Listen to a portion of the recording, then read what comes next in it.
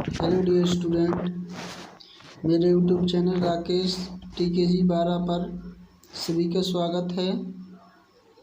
जो भी स्टूडेंट मेरे वीडियो देख रहे हैं वो मेरे वीडियो को लाइक, शेयर और चैनल को सब्सक्राइब ज़रूर कर दें। पिछली वीडियो में अपन सेंटेंस के बारे में पढ़ रहे थे, पार्ट्स ऑफ सेंटेंस। तो वो वाला टॉपिक अपना कंप्लीट हो गया था। मतलब सेंटेंस के बारे में अपन ने सभी चीज़ों के बारे में अच्छे से पढ़ लिया है।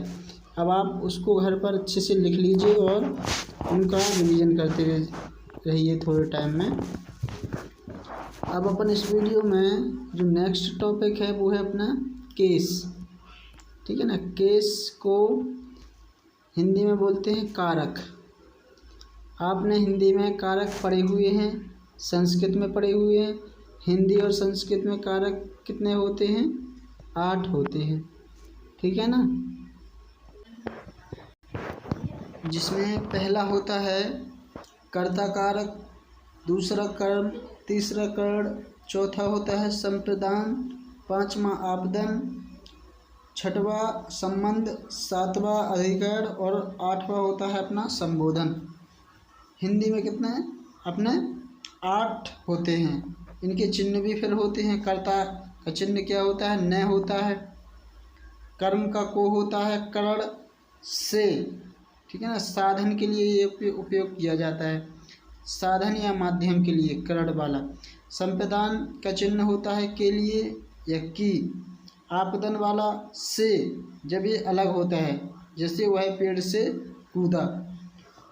संबंध का, की, के, रा, री, रे, अपना, अपनी, जी क्या होते हैं? अपने संबंध कारक होता है। सातवां होता है अधिकरण, में या पर।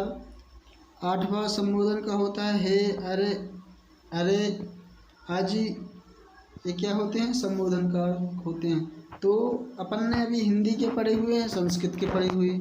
अब इंग्लिश में सबसे पहले अपन केस मतलब कारक की डेफिनेशन पढ़ते हैं इंग्लिश में और उसकी हिंदी में। ठीक है। Words which are used after noun और pronoun to maintain their relationship with the other words of the sentence are called case. कारक वे शब्द हैं जो संज्ञा और सर्वनाम के बाद आकर उनका संबंध वाक्य के अन्य शब्द से जोड़ते हैं। उनको क्या बोलते हैं अपन? कारक बोलते हैं। कारक क्या होते हैं? कुछ शब्द ही होते हैं जो नाउन और प्रोनाउन के बाद आते हैं। ये बात हमेशा ध्यान रखना। नाउन और प्रोनाउन के बाद आएंगे और जो वाक्य के दूसरे शब्द रहेंगे उनसे उनका संबंध जोड़ देंगे। मतलब वो सेंटेंस पूर्ण अर्थ देने लगेगा। ठीक है। जैसे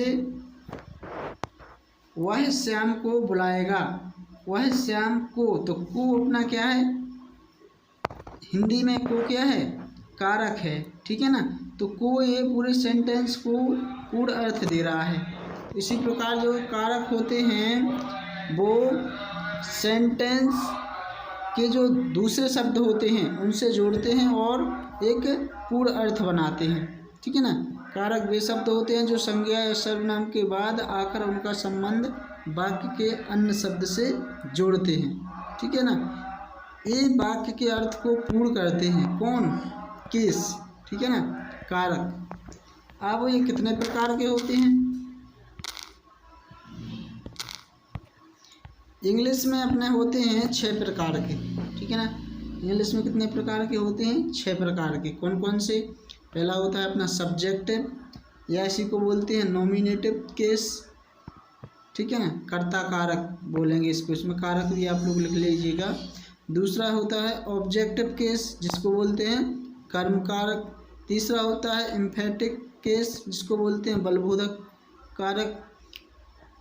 चौथा होता है रिफ्लेक्सिव केस, जिसको बोलते हैं निजवाचक कारक।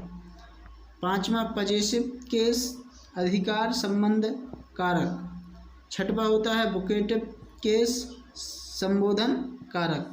तो आज की आप इस वीडियो में केस की परिभाषा अच्छे से याद कर लीजिए और लिख लीजिए, और जो आपके काइंड्स ऑफ केस हैं इंग्लिश में उनके नाम अच्छे से याद कर लीजिए। नेक्स्ट वीडियो में अपन और डिटेल में पढ़ेंगे, फिर मतलब सब्जेक्टिव के बारे में, ऑब्जेक्टिव के बारे में, जितने भी 6 प्रकार दिए गए हैं उनके बारे में अपन नेक्स्ट वीडियो में फिर पढ़ेंगे, ठीक है ना। अभी आपका काम क्या है, केस की परिभाषा उसके प्रकार आप लिख लीजिए, ठीक है ना।